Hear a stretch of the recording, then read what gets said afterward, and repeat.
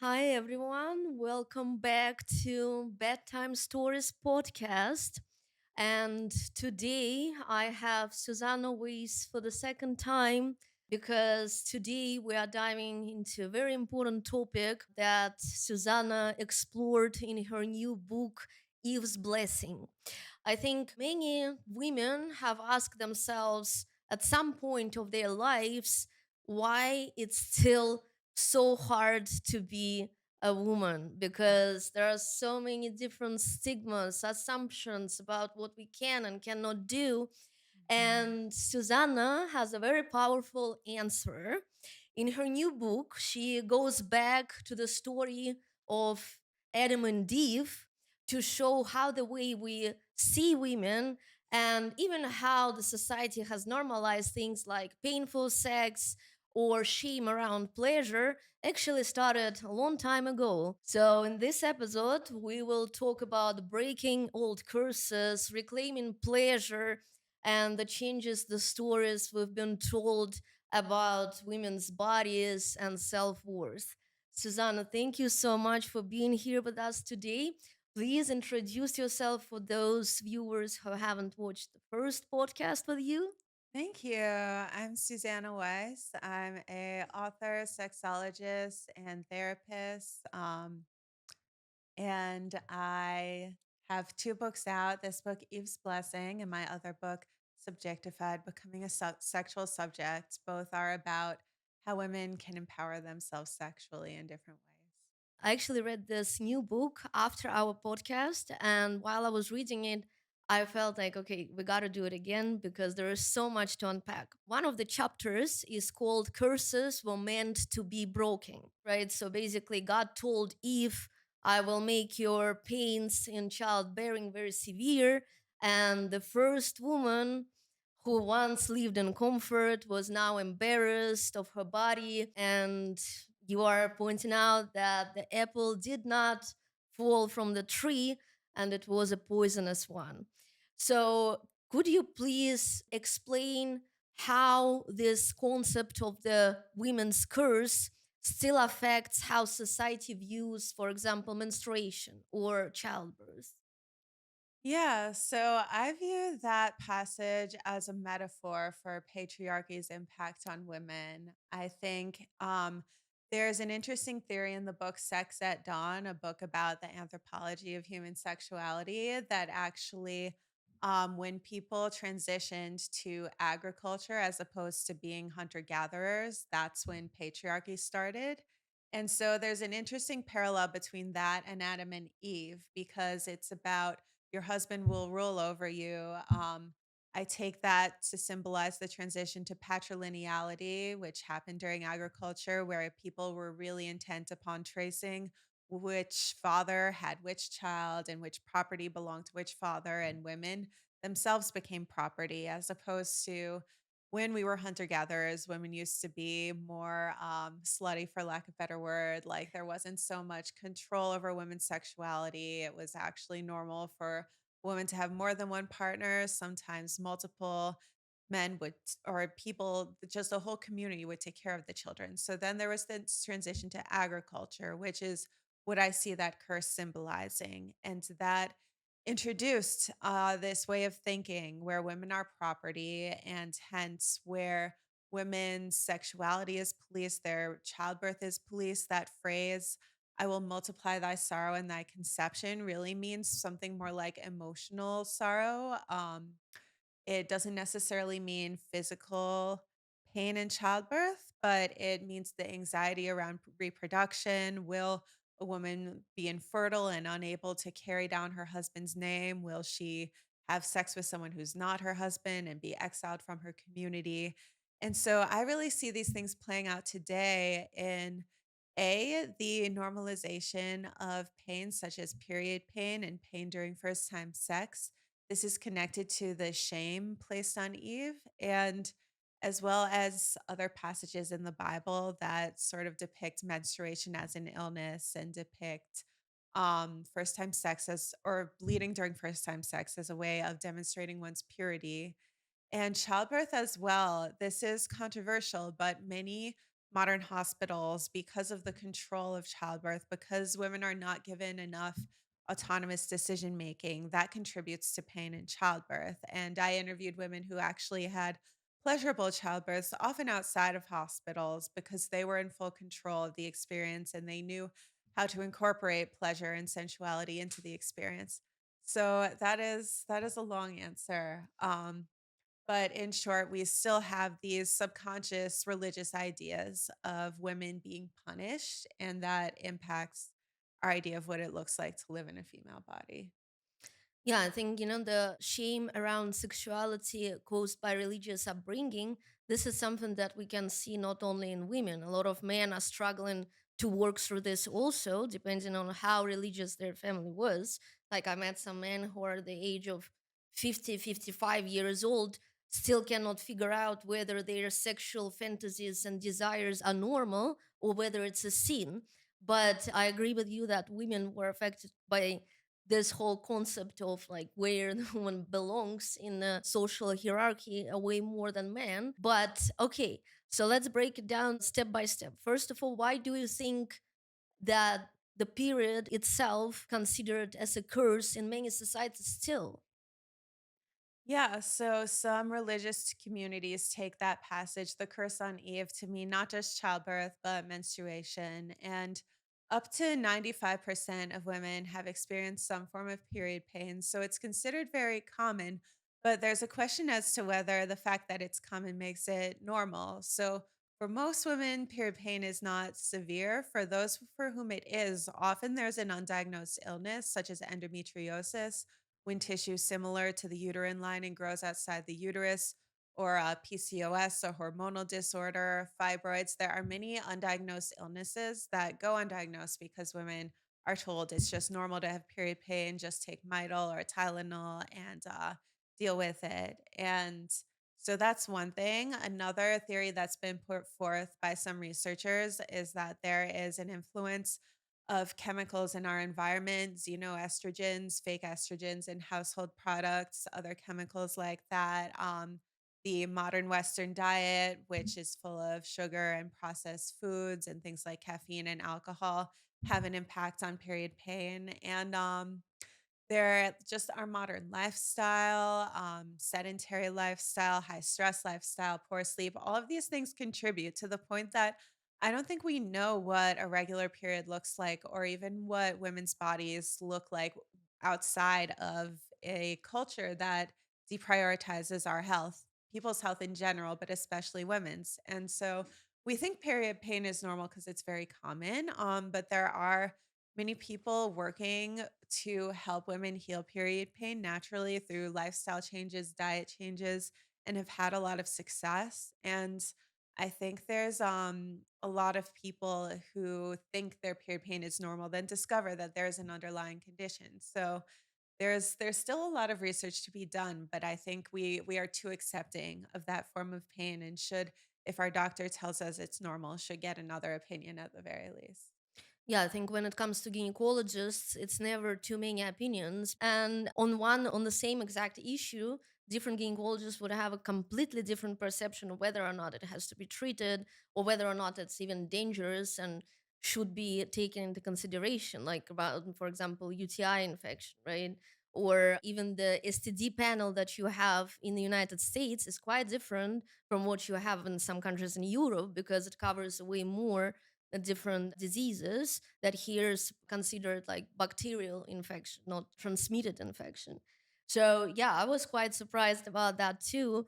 But about the fact that actually the way we live, especially in the United States of America, where you have a society of overconsumption and every fridge has a soda in it.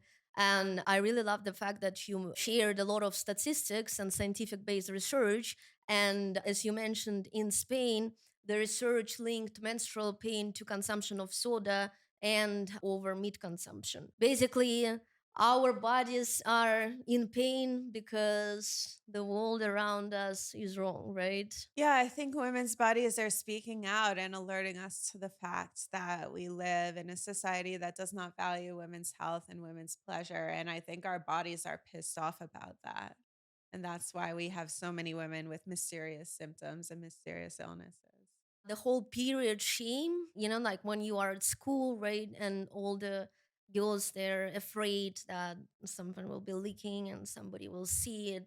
And then Right. you get older, and then you are thinking, oh, hey, how do I tell the man that I cannot have sex tonight? Or if I do, it's going to be a bloody mess, right? But you are tackling the topic about positive attitude towards menstruation and embracing menstruation, because menstruation actually, yes, it might be uncomfortable. It might be this time of the month that is not necessarily the most convenient time for many activities, but it's also linked to heightened spiritual awareness. It's also, some women have their periods synced with the moon cycle. So it's not necessarily, just inconvenience. It's way more than that. And I think the fact that you cannot have sex on a period, right, like according to some beliefs, also stigmatizes period even more. Mm. So, how can we embrace the menstruation and destigmatize it and celebrate it instead of hiding it? Yeah, I think a lot of the lack of awareness around menstrual health is from the stigma on periods, and we can embrace it just by normalizing talking about it. Talk to your daughters about it, talk to your friends, about your younger sister or whoever will listen. And yeah, we can, I think sex for me personally, like the positive of having my period is I'm extra sexually sensitive and like orgasm more easily. And I think that's also stigmatized, which makes it stigmatized to talk about positives of periods because I think that's a common one. There's extra blood flow to the uterus. So a lot of people report that. So also just destigmatizing talk of sex and women's partners can be supportive in, there are some people who have an aversion to blood and I can't shame them for it, but just question where your beliefs are coming from. If you think that's disgusting or if you think I can't have sex on my period, and know that there are many people who report positive changes before and during their periods, even more commonly than PMS actually. And some of the most common ones are calmness, enhanced creativity, and enhanced sex drive.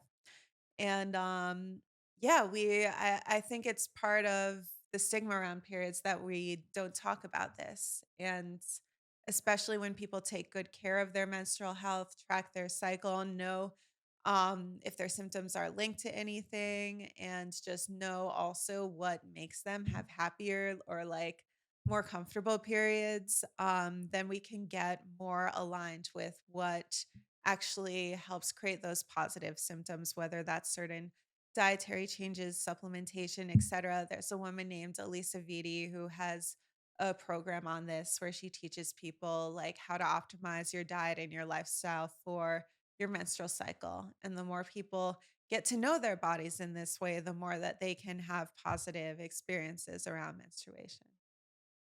Yeah, and I also like the this little note about the fact that omega-3 fats help to relieve the symptoms of painful menstruation.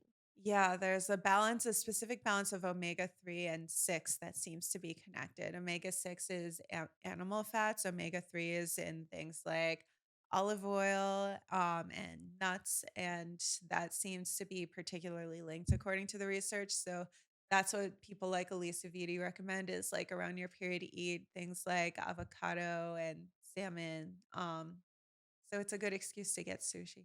I'd say those kind of foods are good on everyday basis. You don't have to wait for your period, but I think the fact that you just look around and everywhere it's fast food chains, it's a burger, it's a taco, or whatever it is, right? So like when people are inside of the situation and they don't compare to what people actually eat somewhere in Spain, in Italy, they have a perception that this might be all the food that is available, right? So, yeah, we are what we eat. I've been always saying that. Okay, so question. You brought up people like Aristotle, for example, in your book to prove the fact that even ancient philosophers saw women as incomplete in comparison with men.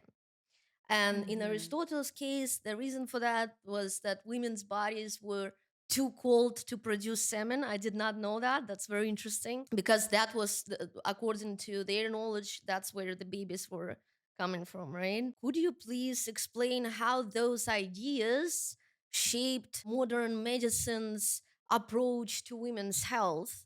Yeah, so there's this idea of male as default that we think when you picture a person, you picture a man, we think of men as the standard in scientific research. And this goes back to Aristotle and other ancient Greek philosophers, depicting women basically as concave men and depicting, or small men, and depicting there was also an idea that women provide the body, or they provide a vessel for a child to grow in, but men provide the soul.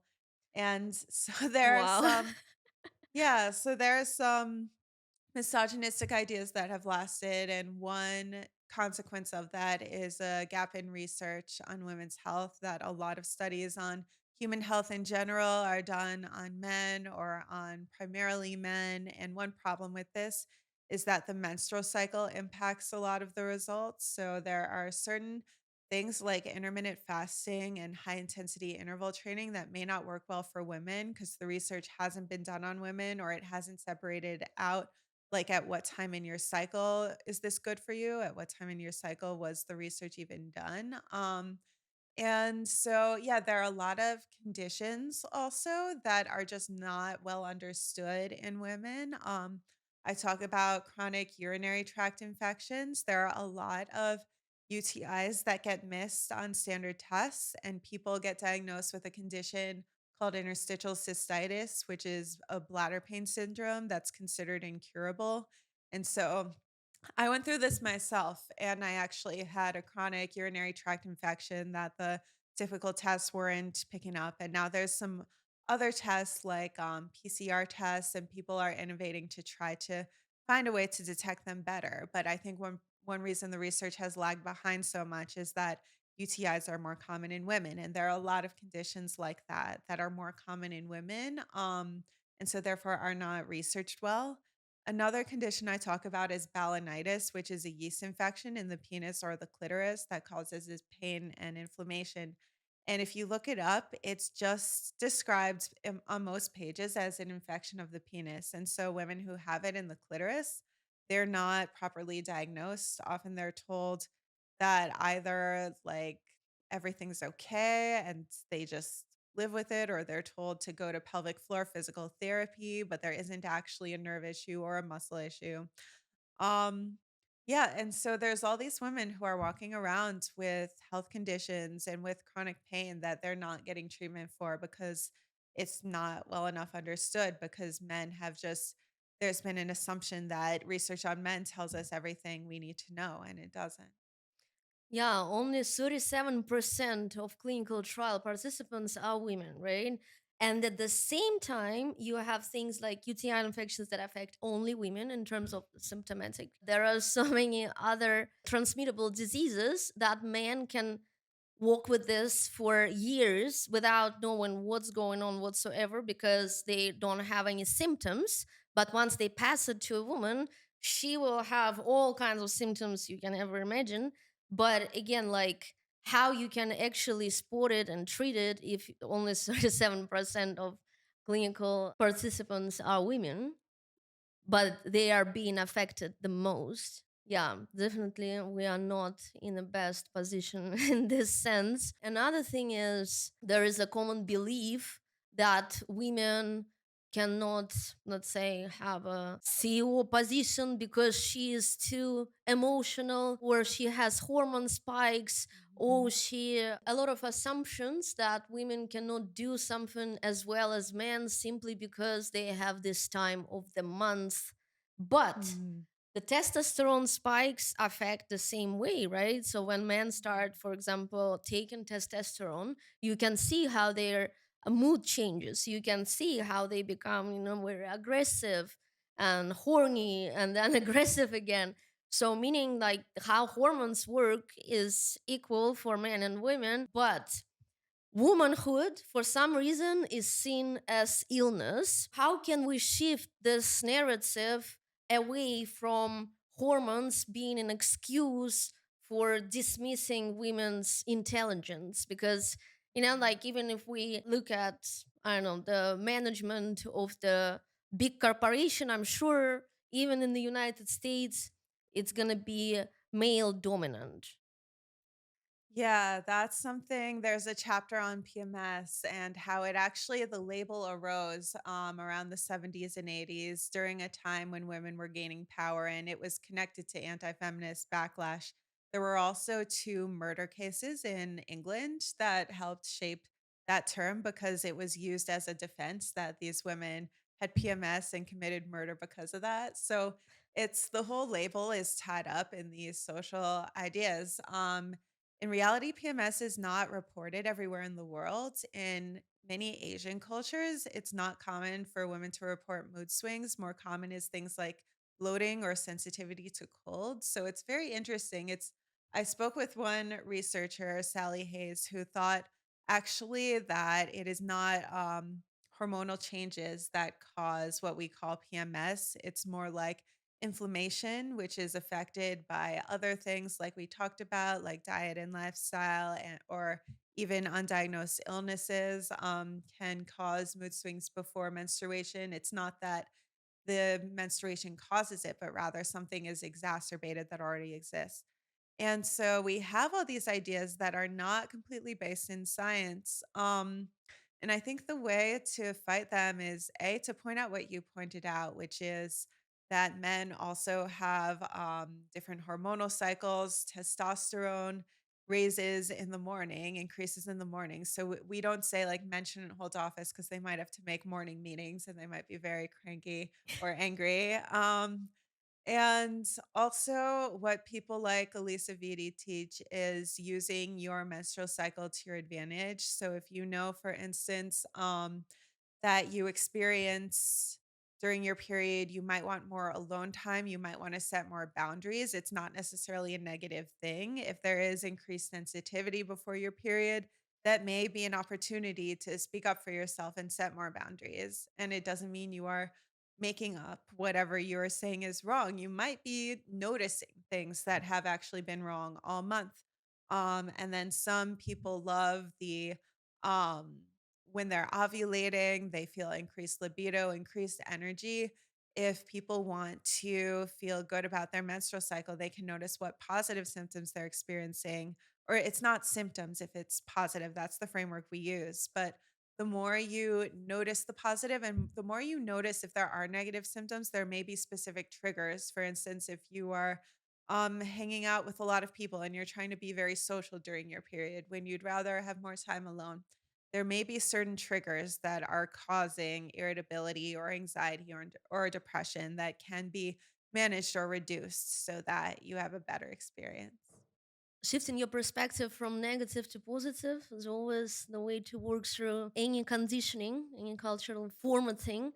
But the fact that even American gynecologist, according to your book, in his paper in 1931, Robert Frank said that women become foolish and make some ill-considered actions due to their periods. However, we all, I think, can agree that in terms of, I don't know, budgeting, financial planning, and all this kind of things, like, women are not less capable than men. I see a way more men around who cannot keep it together. With periods, we have figured out how to shift your perspective on that. And I'm also a big fan of period sex. I don't see anything gross in that. Like, I mean, if the guy is afraid of blood, then okay, maybe that's a reason to decline. But like, I would not. It, it would turn me off. I would not be for example, in a relationship with someone who gets grossed out that easily. So, okay, so now about pain during sex, and you shared your story about working through that and about your sexual liberation. But even you, with your very progressive views on this topic now, used to believe that pain was the entrance fee to pleasure. And you reference the Bible again, so that your desire will be for your husband and he will rule over. Are those things related to each other? And why we still think that we have to just like get through sex, even if it's painful, just to please this man?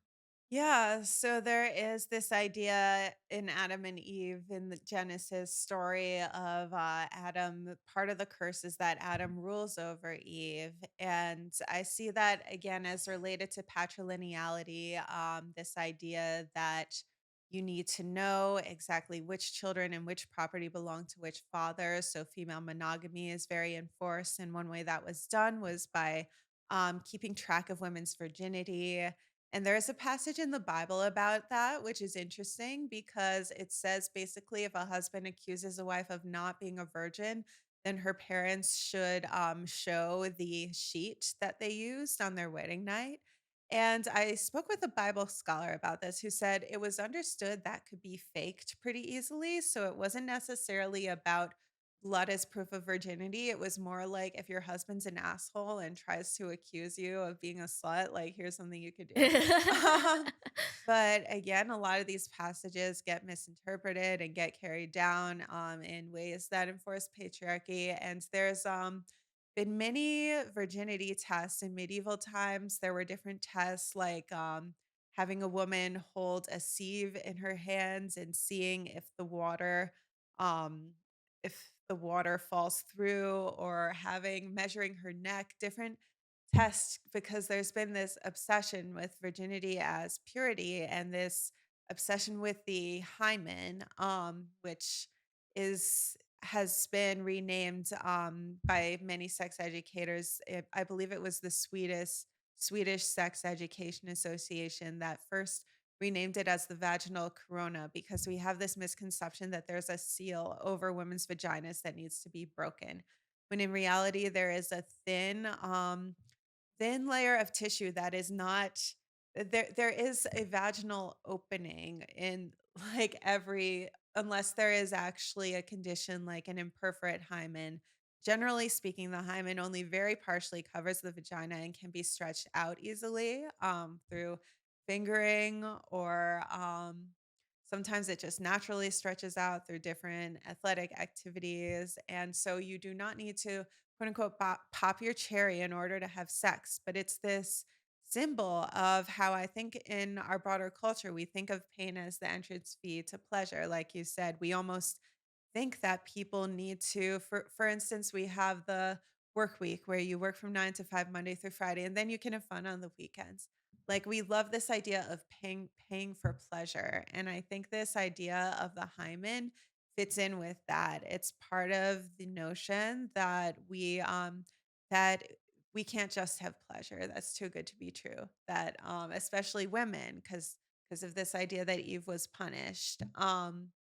And yeah, I think it's important to know that you do not have to have pain with sex, not even the first time. And often pain during sex is not even due to the hymen, it's due to a lack of arousal, a lack of comfort, or a condition like vaginismus or vulvodynia. And so that's another thing that gets normalized that you should definitely see a medical professional about if you experience it, and know that people who are having sex for the first time should just make sure that they're aroused, they're engaged in plenty of foreplay, they're comfortable with their partner. They go slowly, they, you know, enjoy fingering or sex toys before actual penetration with a penis, or a partner with a strap on. And it should not be something that has to hurt. Yeah, I'm a good example. So I lost my virginity while on my period. All of that is possible and very pleasurable. I agree with you that a lot of people are conditioned that they have to work hard to get something, or no pain, no gain kind of concept, right? That applies to many different areas of our lives, and that helps to keep us like controlled and basically just working towards some goal that they can actually get without working that hard or without experiencing pain if they just shift their perspective on that. I think for many societies and for many people, and even from like my perspective of like having different partners throughout the years, For most men, the goal of sex is to pleasure themselves, right? And if the woman has an orgasm also, it comes as a bonus. Do you agree with that? I think most men want the woman to have an orgasm, but I think there is in pop culture, in mainstream porn, there is an idea that male orgasm is the main goal of sex still. Yeah. But in terms of like statistically, or I don't know, even just from your personal experience, is it changing now so that they are becoming more and more giving? Or is it still the same conditioning that after they finish, they just go to bed?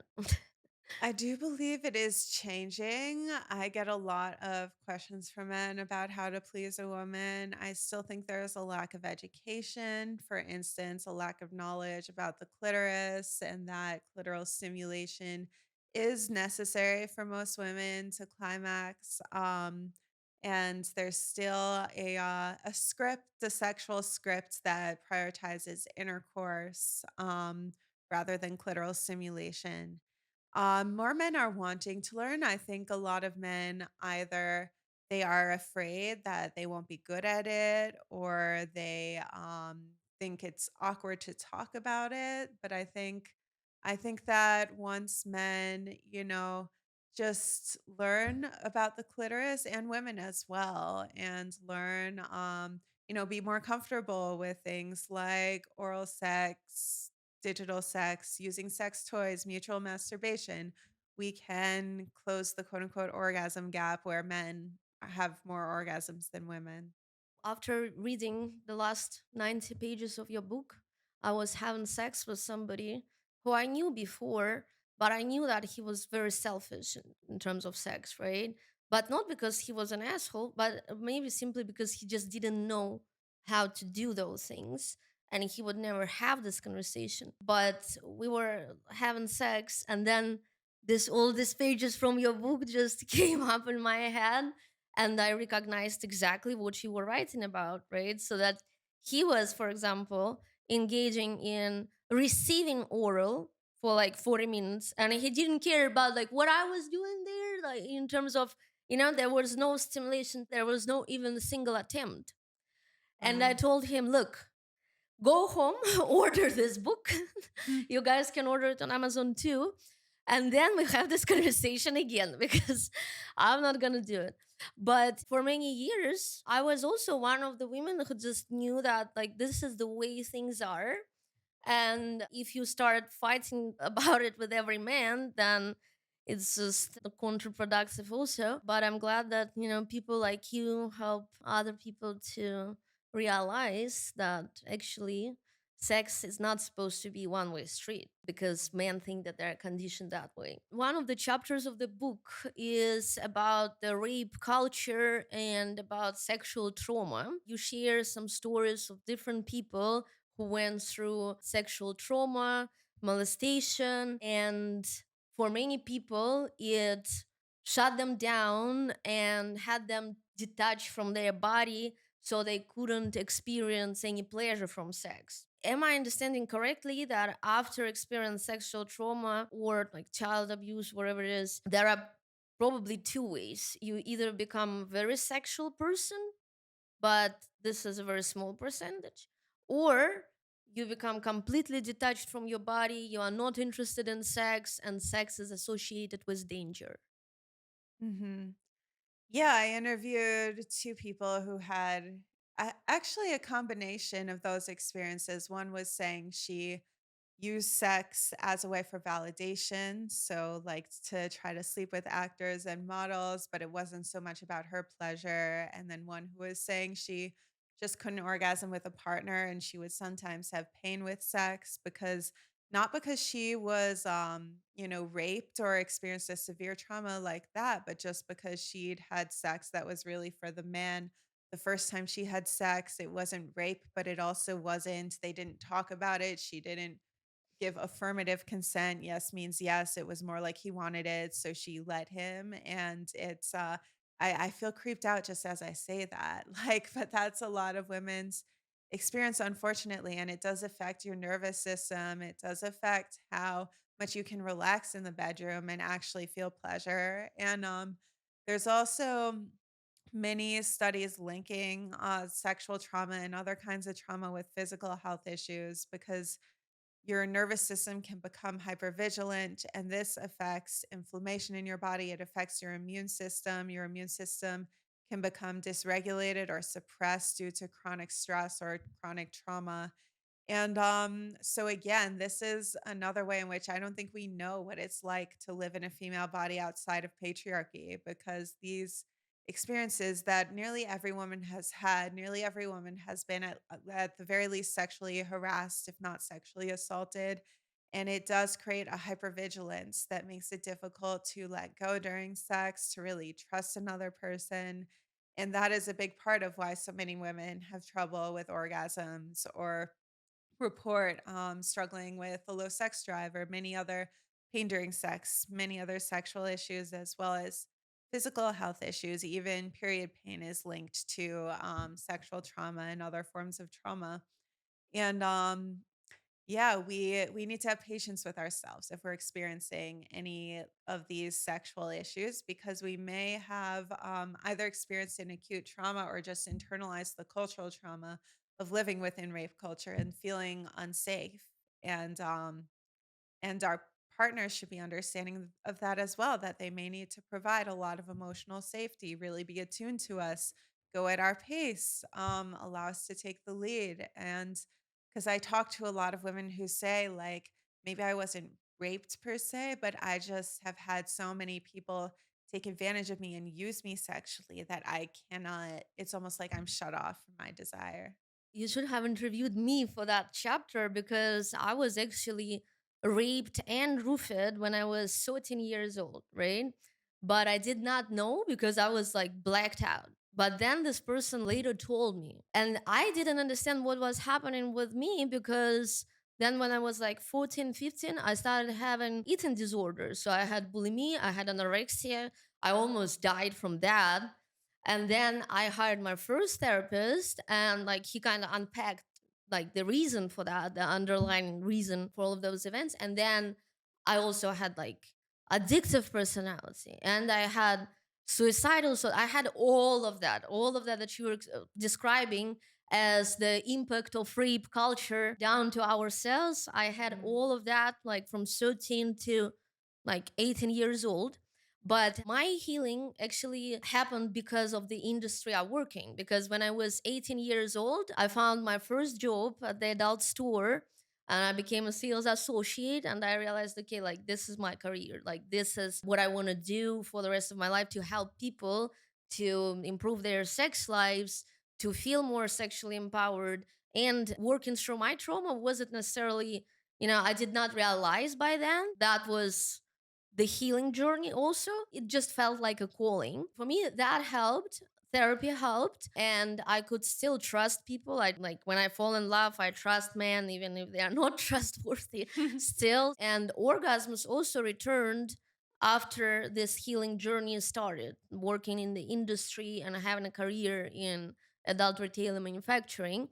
But how do other people who don't work with sex on everyday basis can heal through trauma and rebuild connection between sex and pleasure and safety? Because of course, like when your first experience or one of your first experiences was like that, it's very hard to associate it with pleasure and even get to the point of like exploring your body and exploring how to get yourself to an orgasm.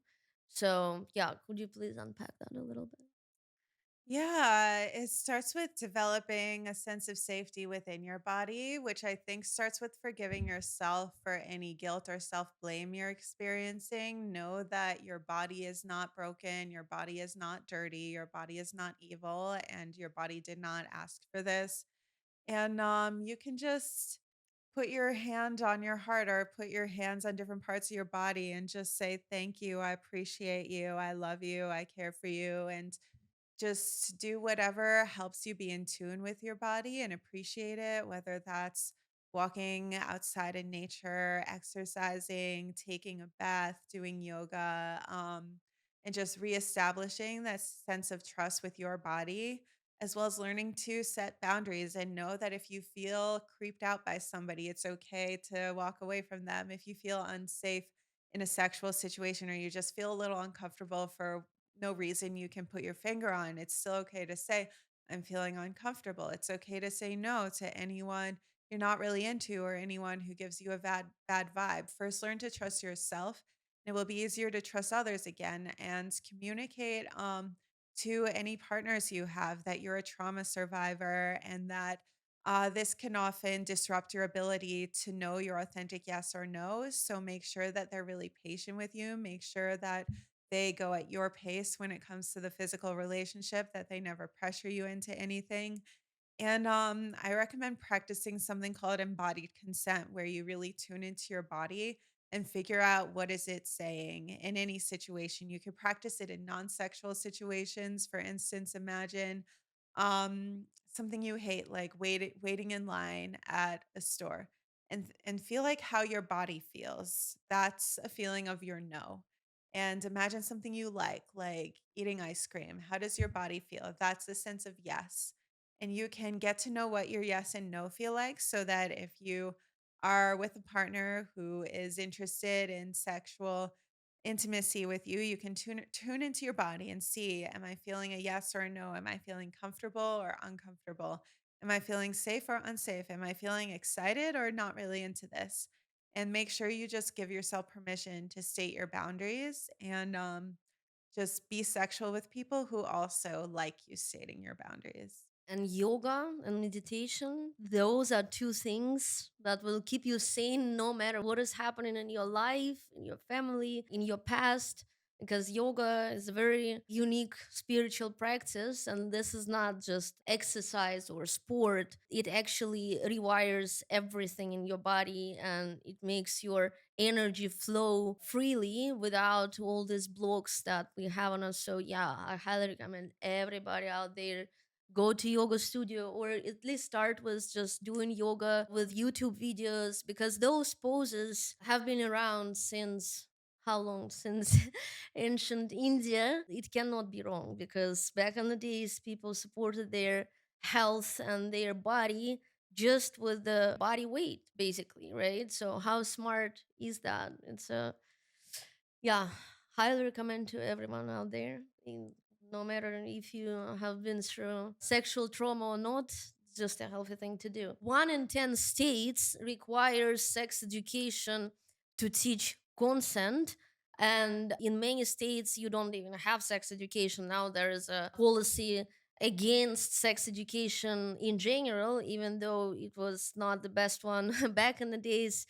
Now they want to get rid of that completely. And 1 in 5 Americans said that consenting if they don't say no. Could you please explain what consent really is, and how do we really bridge the gap between like legal process and cultural understanding, because there are new laws about like what consent is and how you're supposed to ask about it. So please explain us a little bit what it is and what is yes and what is no.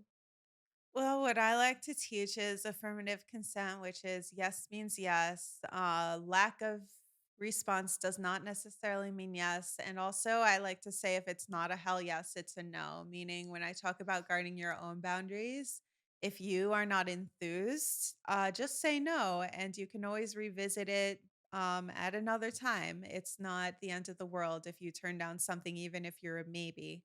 And I think we live in a culture that pressures men to have sex as a conquest, to take pride in how many people, especially women, I'm going to say, because it's mainly straight men who are under these societal pressures to have sex with as many women as possible, to get as far as possible with them. There is certainly not all men are like this, but there are certain cultures, such as college fraternities, where this is very prevalent and where there's this attitude of take as much from a woman as you can, as opposed to listening to her and giving to her and making it about her pleasure.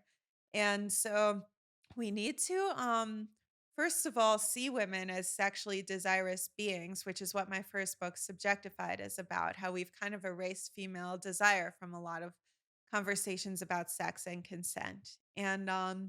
And just see women's desire as important. It's not something you should just be okay with. Sex is something you should actively be desiring. And if someone is not desiring sex, then I would speak to a professional about that because everyone deserves to have sex that they desire. You said slut shaming is outdated, right? Because when man has a lot of different sexual partners, he is a macho.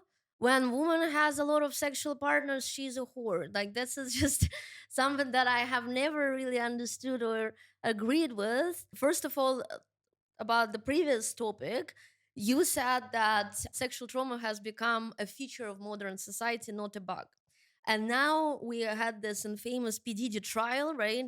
Where I'm sure that nobody ever asked for consent when people are in this setting, when people are partying, taking drugs, etc., etc. So if there is no question, do you want to have sex with me? Yes or no? Like, for example, even with the PDD case. How do we define consent? Yeah, as I said, yes means yes. And if, some people say it's very awkward to say something like, do you want to have sex with me? It does not necessarily need to be that clinical, but you can definitely, before intercourse, say something like, do you want me to get a condom? At the very least. Or, if you are hooking up with someone, as your hand moves downwards, say, "Is this okay? Do you like this?" These are normal things to say, or even to check in the middle of sex. Are you good? Is there anything I can do to make it better? It can be sexy to communicate. It does not have to ruin the mood. It can enhance the mood. And if a woman wants to have sex with somebody, this is something she should also do, right? Yes, I think that it cannot hurt in either direction, though I think it's especially important for men having sex with women to be mindful of these things because women are raised in a culture where they are taught to be submissive and to go along with what men say. So, why do you think still having too many sexual partners for women is the bad thing to be experienced, to have skills in bed? Still, like they want somebody who has those skills, but at the same time, they would judge when they find out the number. Why do we still have this stigma?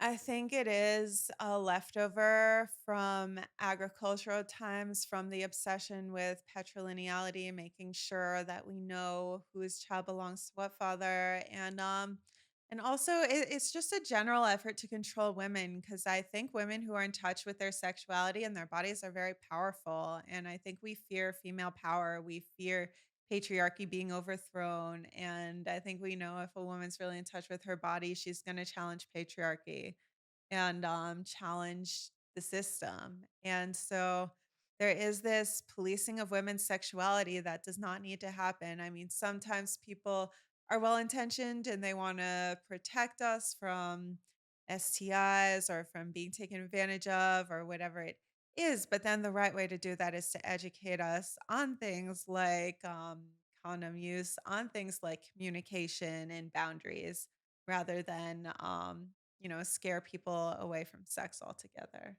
The modern sex education, especially at schools, teaches you that sex leads to HIV and pregnancy. And I don't remember any takeaways from my sex education at school because it did not help me. It did not help me at all because I made all the mistakes that I made because they did not even try to teach me how to play safe, how to be safe, how to enjoy sex without, exposing yourself, without risking your health. Yeah, so whole message there was just not to do it. Yeah, and I think that sends a bad message to treat sex as something scary. It almost suggests that it's normal if sex is an unpleasant experience, if we treat it as this scary thing that you can't even talk about. So I think it's really important for people, for adolescents to be educated that sex should be a positive and pleasurable experience. About the lack of sex education, I had a, for example, first of all, 99% of people I'm sure doesn't even know what vulvodynia is, and women who have it think that they're just defected from birth and they don't know about Mhm. dilators and about all the things that you can do to fix this problem, right? So there is no conversation around it. Most men don't know how big the clitoris is. They think it's just this like little tiny button that is external part of the clitoris. Then I had this conversation with a guy who had zero sensitivity in his penis, zero. He would literally tell me, I want you to bite it like a slice of pizza because I don't feel anything.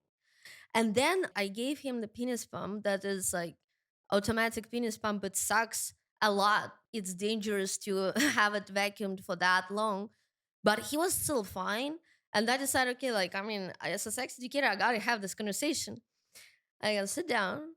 I can I ask you something. What is up with your sensitivity? Like, has it always been like that? Or did you do something to it? And he goes, look, I know it sounds weird, but when I was a teenager, when I was a kid, I did not know how to masturbate. And I was squeezing it instead of stroking it. And when I was squeezing it, maybe like one drop of pre cum would come out, and he thought it was cum, but it wasn't. And he Wow. was masturbating like this for 10 years. And Wow. that's why now, no matter what you do, like, I don't know, like literally at some point, I'm thinking, wow, you can get to that point that you don't feel like anything at all. Yes, you can if you don't have any knowledge about your body. Like you get this vessel, you get the body, but you don't have any manual what to do with that whatsoever. Things like Ayurveda, things like yoga, they do explain that a little bit better than the modern education that we get at school. So, yeah, guys, there's so much to learn, but nobody will come and tell you because that's not a part of general education. So, if you do want to live life to the fullest, then you gotta do some homework, I guess. Because at least now we have access to information and we can. So, about the aesthetic birth, right? Am I pronouncing that right? Yeah. About aesthetic birth, that's another interesting topic because while I was reading this book, I saw news on internet that basically now in Moscow, Russia, you can order a DJ to play a set through the entire time while you're giving birth, Wow. like techno, house music, whatever you want, to You're make it a creative. really aesthetic birth. Could you please tell us a little bit more about like how childbirth was institutionalized? Yeah, never heard of that. Wow. But yeah, there are two similar movements, ecstatic birth and orgasmic birth, which advocate for pleasure in childbirth. And this is very controversial because many of them advocate giving birth outside of hospitals, which actually is as safe as a hospital for low risk pregnancy. Not to give birth alone, but to go to a midwife center or have a midwife at your home is actually shown to carry about as much risk as hospitals for a low risk pregnancy. And a lot of people don't utilize these options because hospital births are considered the norm. And this started in the early 1900s. There was a move, there was kind of a move to prioritize efficiency, to just get the baby out as efficiently as possible. There were instruments like vacuums.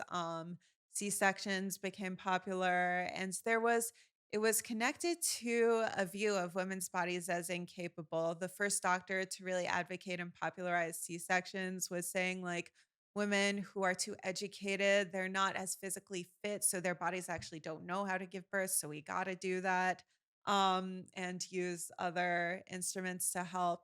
And so again, what we think of as scientific is also wrapped up in misogyny, and there is an element of safety. But what many people advocate who advocate ecstatic and orgasmic birth is for more control and power and decision making on the mother's part, on the parent's part. And this can also mean it can be done in hospitals. It can also mean incorporating pleasurable elements such as a pleasant setting, candles, essential oils, music, etc., as well as being able to move, being able to change position, which often comes with not using medication. And the philosophy, and also there's some people who actually self pleasure during childbirth who bring a vibrator or use their hands or even have a partner touch them. And this sort of provides what we call a counter sensation, so that if you have labor contractions, you're also feeling pleasure, even if you're feeling discomfort. What some mothers I interviewed who had orgasmic births said is that if you stay fully present in your body, if you breathe into every contraction, even if it gets intense, you stay present with it. The pain can transform into pleasure, or some do not even experience pain. They say, I experienced intensity, high intensity of a sensation, but it was not pain. It was more like an intense workout.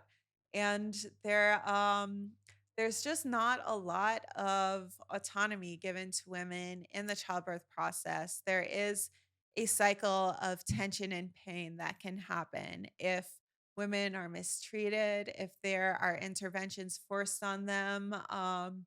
They can tense up and just it increases the pain. And so I think there needs to be more awareness of options like home birth, midwife centers, and even in hospitals.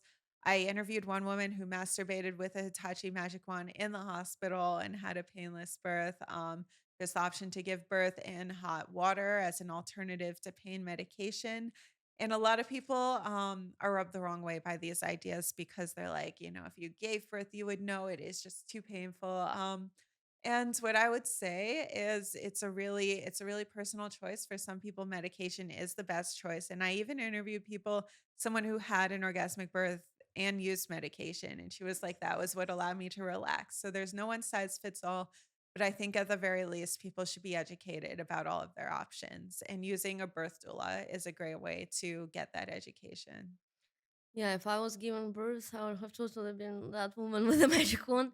But actually, there is a scientific explanation why women might really experience orgasm during childbirth is because only after childbirth your A spot opens up, like the erogenous zone that is called A spot, that usually it's impossible to stimulate before you give it, and then you become even more orgasmic.